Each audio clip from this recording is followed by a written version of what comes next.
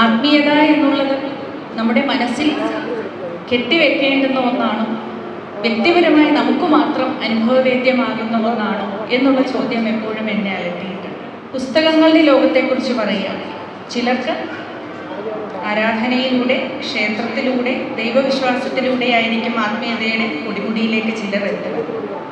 എന്നാൽ മറ്റു ചിലർ മറ്റു മാർഗങ്ങളിലൂടെയാണ് സ്വന്തം ആത്മീയതയെ തിരിച്ചറിയുന്നത്. പ്രകൃതിയിൽ ലയിച്ചു ചേർന്ന് പ്രകൃതിയുമായി ഒന്നായി ആത്മീയതയുടെ കൊടിമുടിയിൽ എത്തിച്ചേർന്നിട്ടുള്ള അനവധി പേരുണ്ട്. അതിനോടൊപ്പം ഒരു പക്ഷേ സാഹിത്യത്തിലോ അല്ലെങ്കിൽ കലയുടെയോ ഏതെങ്കിലും ഒരു കലാരൂപത്തിൻ്റെ ആഴങ്ങളിൽ എത്തിച്ചേർന്ന് അതിൻ്റെ വ്യത്യസ്തമായ വർണ്ണാഭങ്ങളിലൂടെ ആത്മീയതയിലേക്ക് എത്തിച്ചേരുന്ന ആളുകളെ ഞാൻ കണ്ടുമുട്ടിയിട്ടുണ്ട്. അങ്ങനെ പല മാർഗങ്ങളിലൂടെ ആത്മീയ സഫലീകരണം എന്നുള്ളത് മനുഷ്യന് നേടാൻ സാധിക്കും എന്നാണ് എനിക്ക് തോന്നിയത്.